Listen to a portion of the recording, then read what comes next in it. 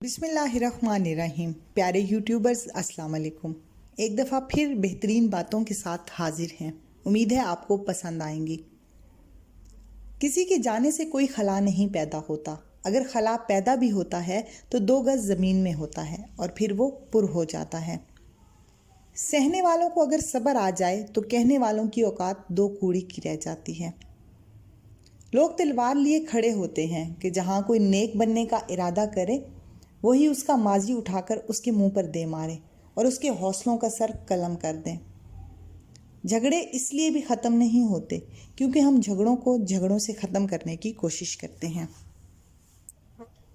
اس دنیا میں کوئی خزانہ سانپ کے بغیر، کوئی پھول کانٹے کے بغیر اور کوئی خوشی غم کے بغیر نہیں ہوتی۔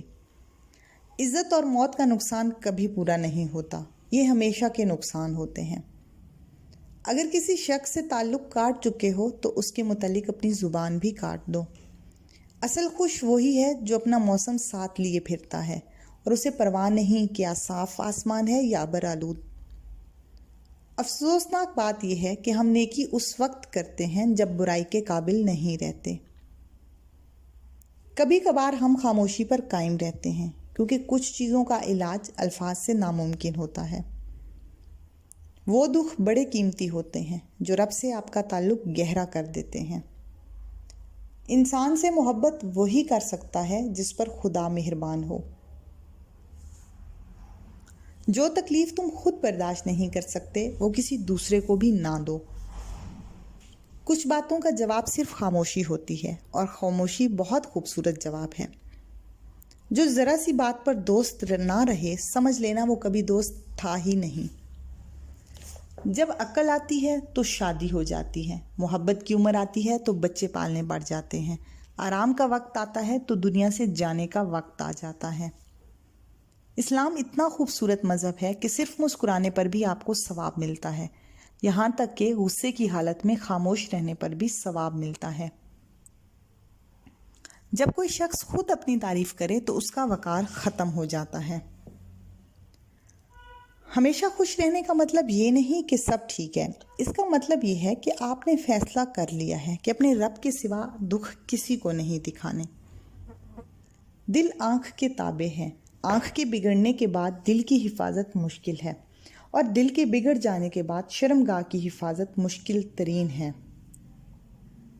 خدا کے دشمنوں سے الفت کرنا خدا کے ساتھ دشمنی ہے۔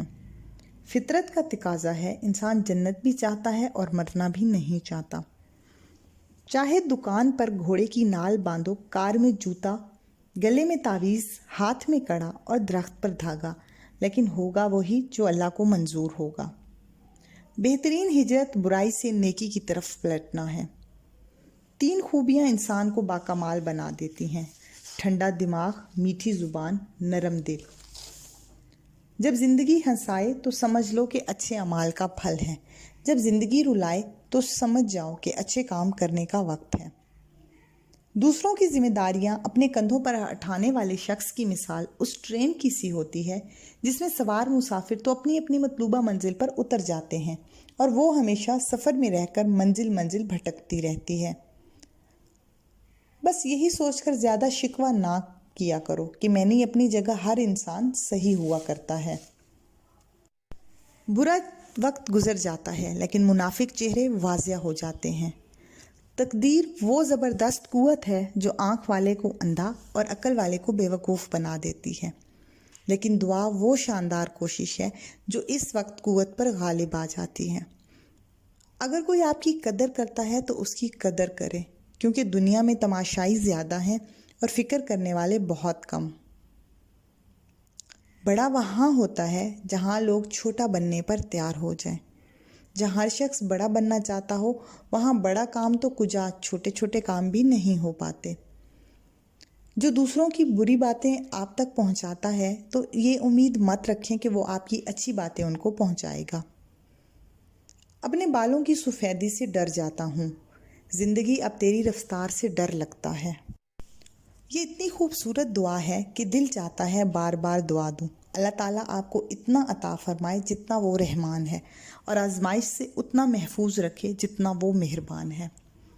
جی تو پیارے یوٹیوبرز، امید ہے آپ کو آج کی باتیں پسند آئی ہوں گی اور آپ ان پر عمل کر کے اپنی زندگی کو خوبصورت بنائیں گے۔ ویڈیو لائک کریں، شیئر کریں اور چینل کو سبسکرائب کریں۔ اجازت چاہیے۔ اللہ حافظ۔